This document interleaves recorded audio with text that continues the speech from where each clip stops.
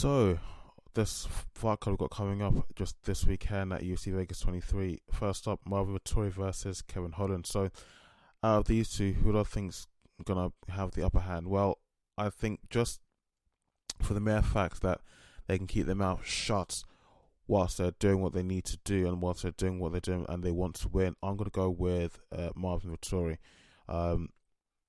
He has very good stand up, puts pressure on his opponent, doesn't give them any room at all when he's attacking, when he's fighting in the cage there. He's a quick, sharp striker. And I'm just looking at his last fight, which I saw back at UFC Vegas 16 when he was fighting against Jack Hermanson. And his ground game was good. He controlled his opponent, and he won by unanimous decision. Kevin Holland. Okay, fine. He's not to say that he's a lousy fighter or anything like that, but in his last fight with Derek Brunson at UFC Vegas 22,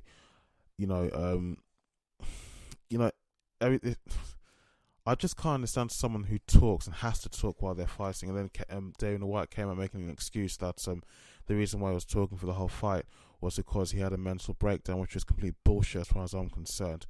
Excuse my French, but just for the mere fact that he likes to talk during his fights. I mean, okay, fine. He had like a winning streak leading up to his past fight, but I think this last fight really should have set in stone for him. At least it should have set some red flags going off in his mind that there's something here I need to change. Even if it's something minor, I need to work. But even if it's something minor, the fact that I've lost my last match, and okay, granted, it's given you can't win them all, but just. I'll go back to the main point I was making. The facts that he talks during his matches, during his fights, really there's no need for that at all. I get that some fighters, and I've seen them like Conor McGregor and Nate Diaz, the Diaz brothers, when they're fighting their opponents, they do say certain things to their opponents, especially if they're fighting someone who they don't like. Like Nate Diaz is known, and his brother, they're both known for saying Stockton motherfucker, whilst we're attacking their opponent. Okay, that I can understand, but Kevin Holland takes it to another level by he's talking to his opponent, just running his mouth to his opponent, and then like we saw in the last fight when he was fighting at UFC Vegas 22, he was still talking to Khabib Nurmagomedov, who came to watch the fight, and was sitting cage side next to Dana White, and was calling the whole thing on his phone. So. For me, the point I'm making is that just isn't necessary. Concentrate all of your energy, your physical energy, and your mental energy, your mental strength on winning the fight. Because really, at the end of the day, that is the bottom line. That is what the whole thing is about. You got to put all of your efforts, your mental, both physical and more importantly, your mental effort, your mental energy into winning the fight. So for me, for the main event for the UFC Vegas 23, I'm gonna give it to Marvin Vettori. Kevin Holland, I'm not saying he's bad. He himself has some good ground game. He has a long reach, which I checked was about 81 inches. So watching him in the match, watching him in the cage there when he's fighting against an opponent, you can see he does have a long reach when he's throwing his strikes. So I mean, okay, it could be close, but I think I'm going to give this to Marvin Vettori because he looks like a well-rounded fighter, and he's quiet, and in the cage there, I know he will just concentrate on winning the match. He'll concentrate all his mental strength and his physical strength on beating his opponent, on beating Kevin Holland. And I'm not going to go into it, but I think Kevin Holland was actually on this fight card to replace someone who I can't figure off the top of my head who that was, but at the end of the day, I see Marvin Vettori taking the win away from this. So up next, got Arnold Allen versus Sodiq Yusuff. Now these two guys, admittedly, for the co-main event, I haven't heard of them, either one of them. So Arnold Allen. Now the last fight he had, which was against Nick Letts at UFC Fight Night 166. Now look, they had good stand up. He's like one of those guys that closes the gap between himself and his opponent, puts pressure on his opponent whilst attacking them, but he seems quite calm patient and calculated, collected when he's launching an attack on his opponent, and he can move pretty well. His opponent Sodiq, checking out his last fight, UFC 246, he keeps close to his opponent, puts pressure on them, which is more like he will be, doesn't give them any room to move around. He's not very evasive at all. His ground game seems good.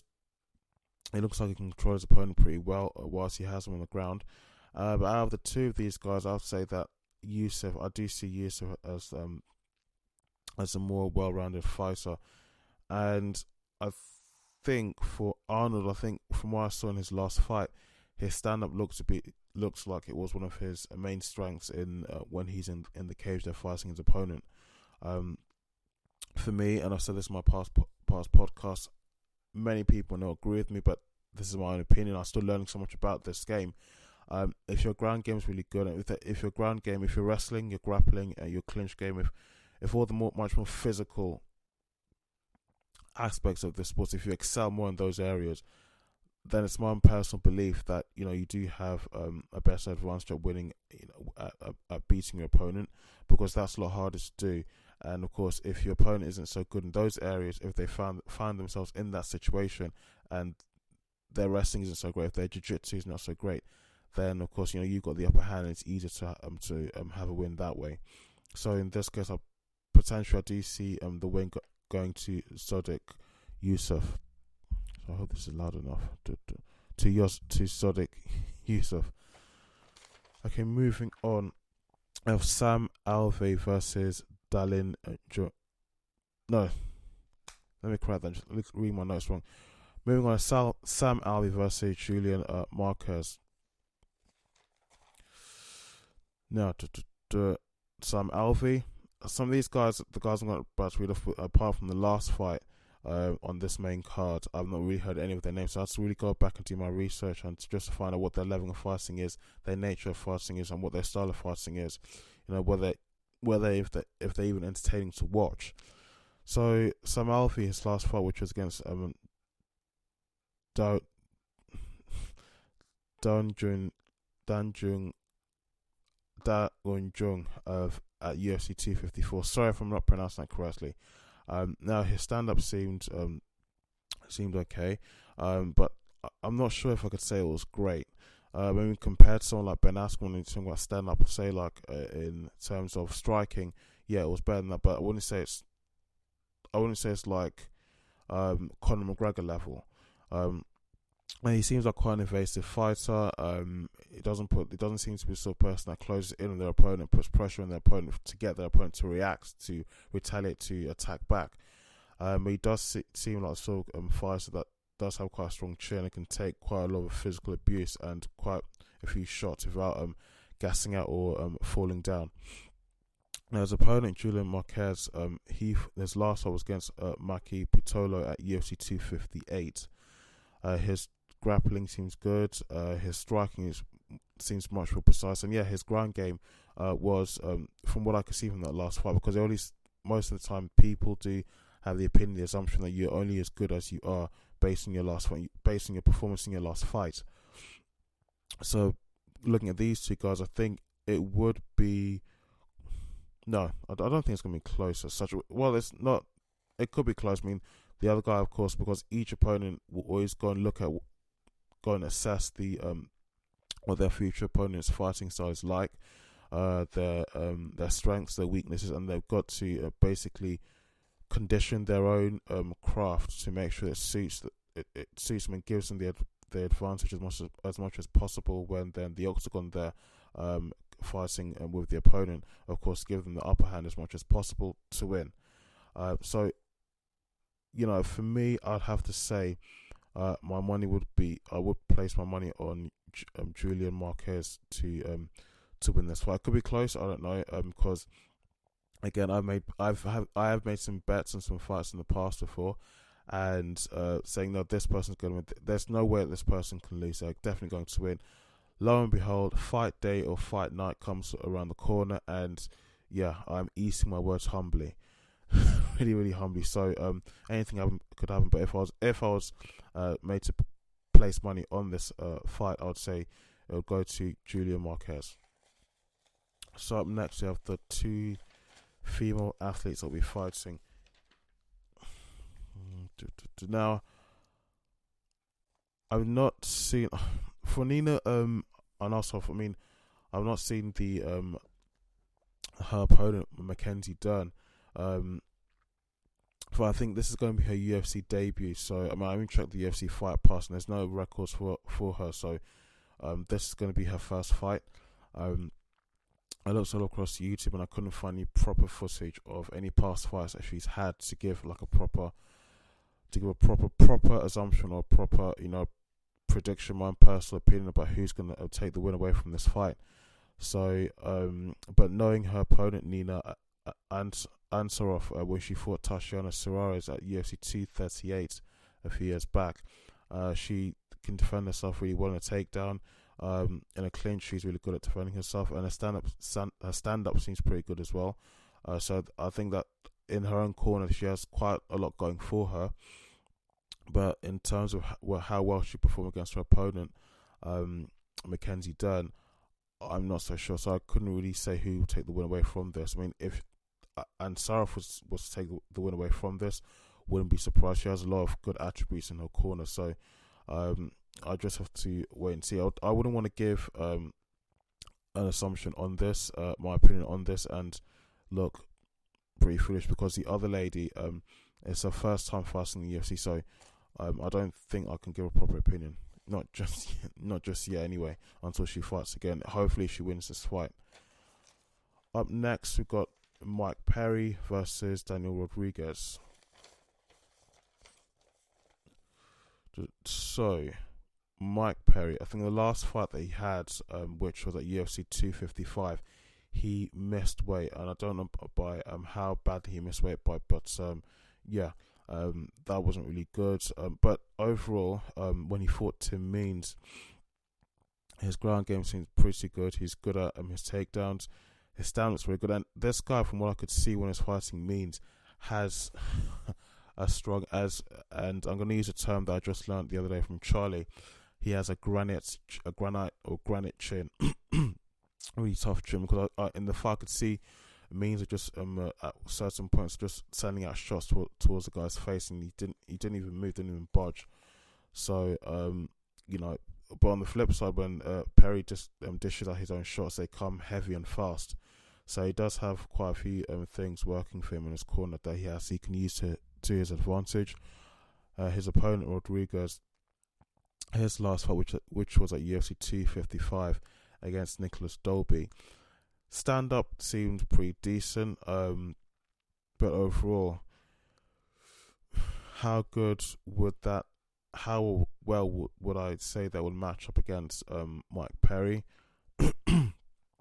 Probably, I don't know. I mean, Mike Perry looks if you're putting these two guys side by side, Mike Perry looks like the guy that would take the win away from this fight. I was watching Dolby's striking, just compared to Perry's striking at the same event. Dolby's striking looks a bit more on the sloppy side.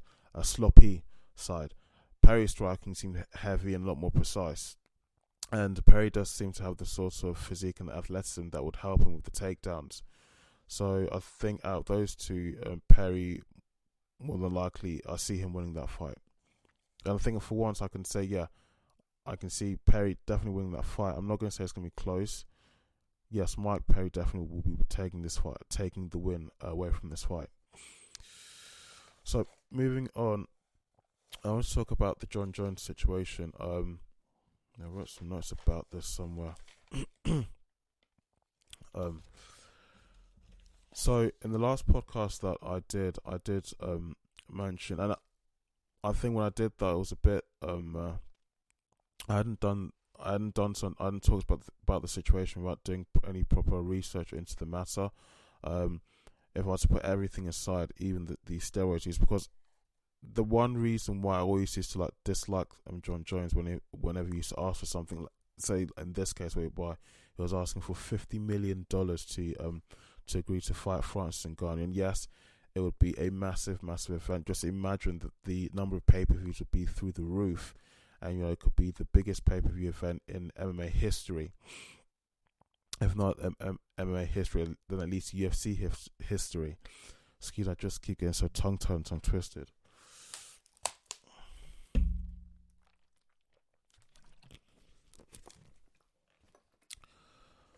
Just have to make my throat a little bit.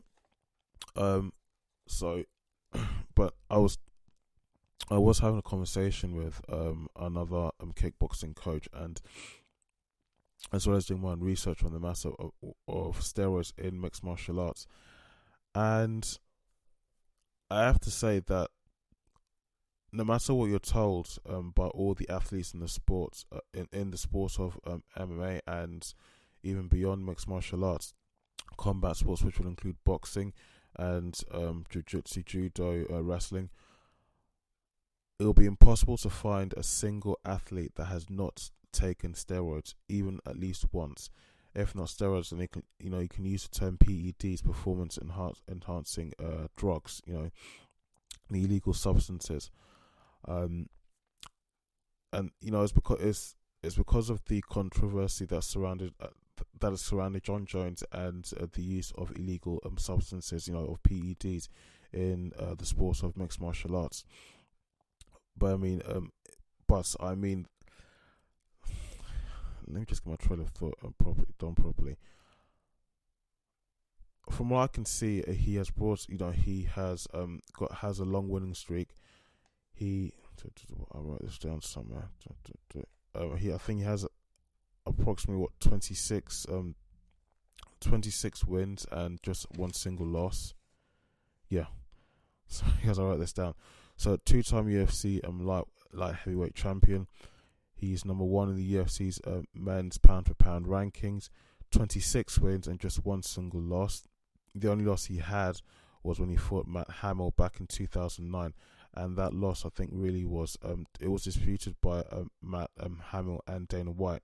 So even up until now, there's no proper agreed result about basically the outcome of that fight.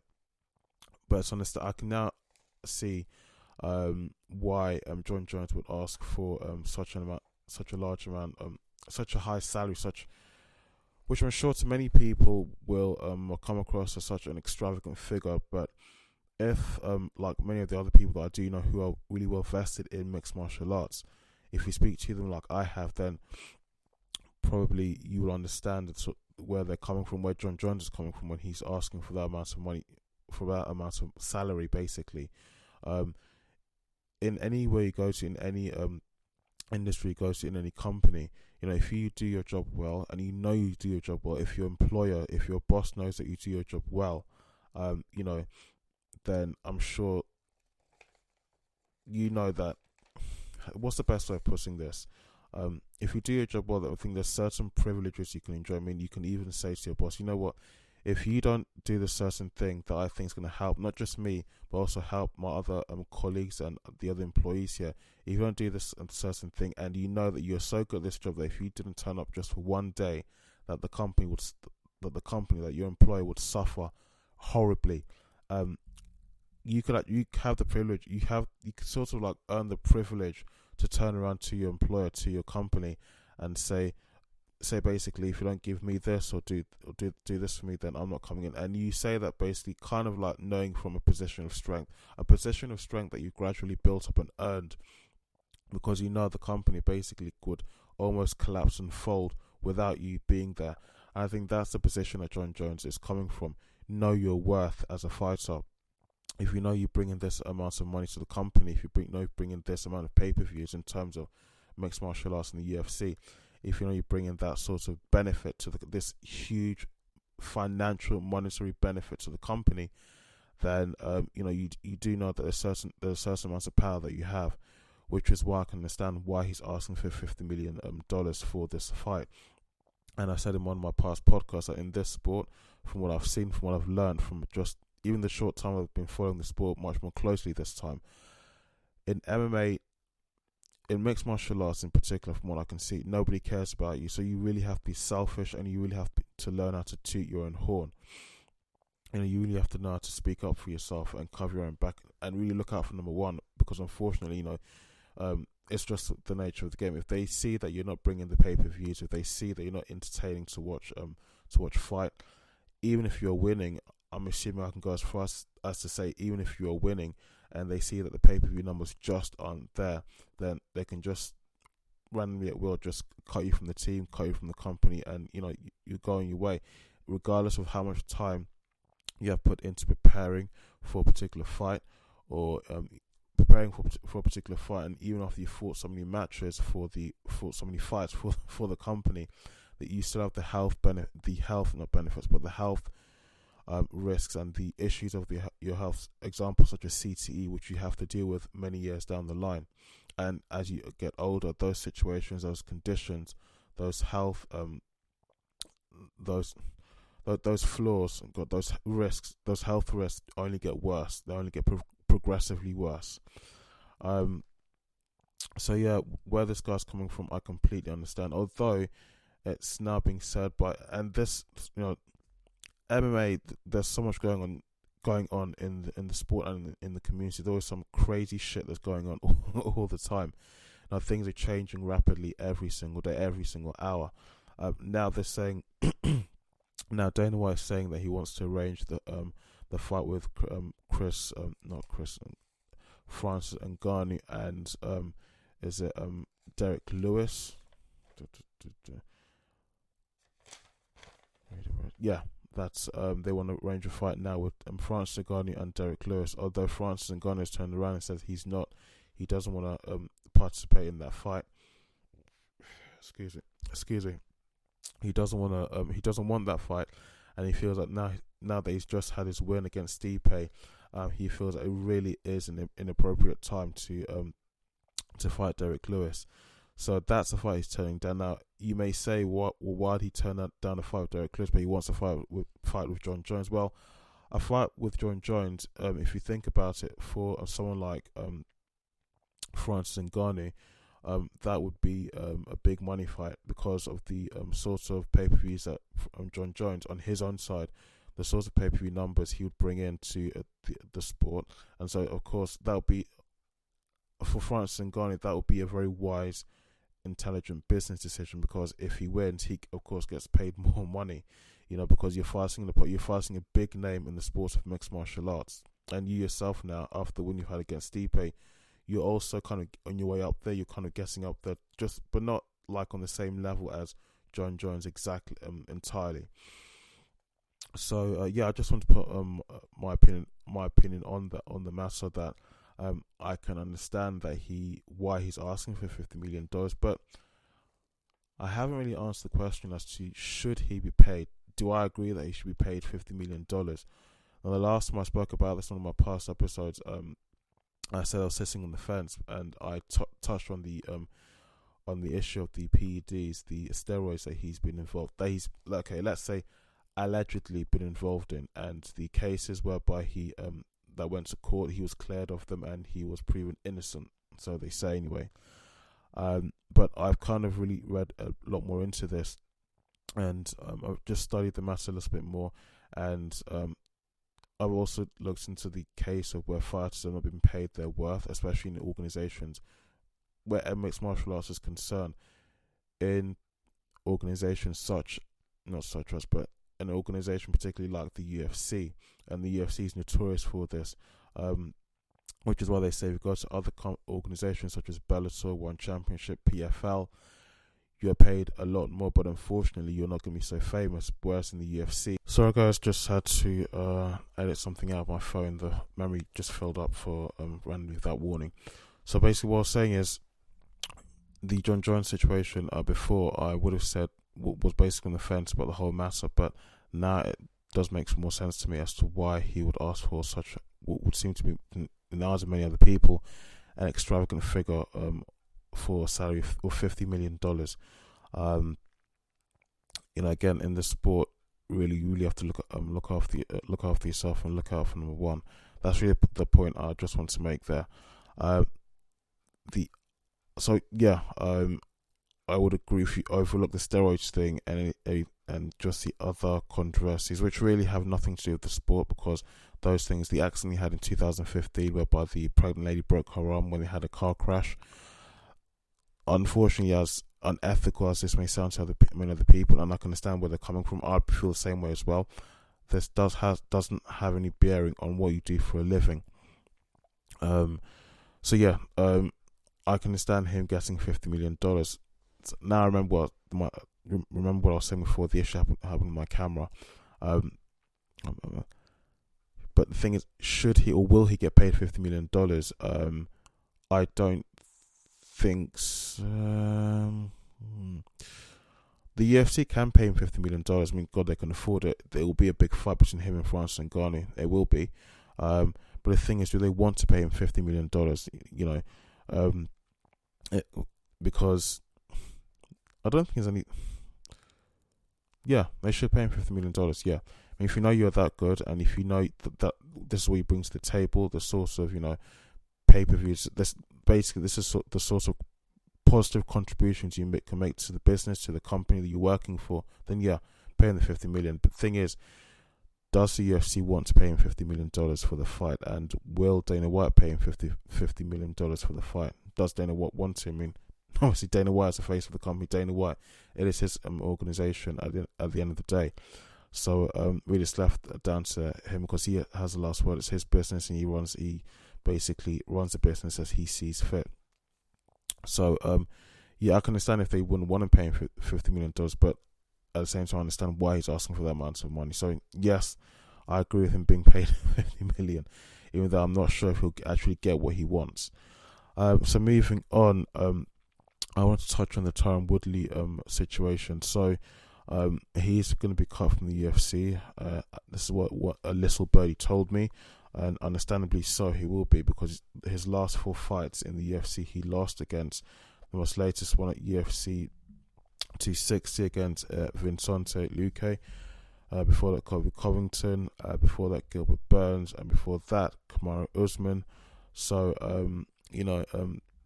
even Dana White said at the last one, the most recent press conferences, he's 39 years old now, and nice things about 38, but not too far off from 39, and he's lost his last 4 fights.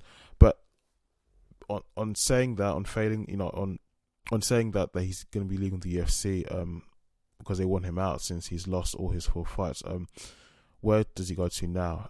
What next? Is he going to go to Bellator? Is he going to go to One Championship? I think, or PFL, or any other big organizations out there, but I don't think any's going to be as big as and as good as the UFC. The benefits that comes with working for and fighting for the UFC, if you can overlook the to certain aspects, the money aspects. I think maybe he's going to go to Bellator. It's probably the next best thing. He'll be paid more money. He's already made a name for himself in the sport, so he's well known. So I'm sure Bellator may like Scott Coker may like to take him on, because he already is a big name. So he would bring a lot of eyes to their event. And Bellator do have some really good fighters there. Even some fighters that are better than the fighters in the UFC, and some of their fighting events are better than the fighting events in the UFC. And I said this in one of my last episodes, my last shows, that it's really annoying when they've had an event. There's some really, really good events, really exciting fights, exciting matches that they've had, and the company doesn't get the rightfully deserving recognition that for hosting such a good event. They're trying to build up these names, these athletes as best they can, but issues like this, whereby again they don't get the recognition that they deserve, really doesn't help. Fine, again, a good paycheck, but if your name isn't really out there, then the bigger opportunities that you're hoping to get don't come your way, or at least they don't come your way so easily. So I just want to touch on that, because it's a big, I can see on the internet, it's a big topic that people are talking about quite a lot.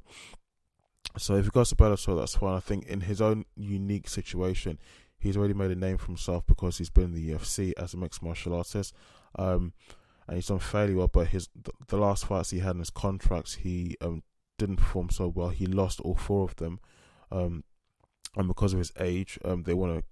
I'm assuming that's also an added factor to the reason as to why they want to let him go.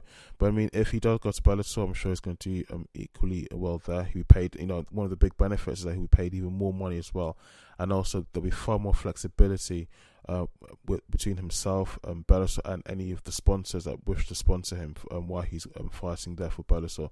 But let's wait and see what happens. So guys, I think I'm gonna.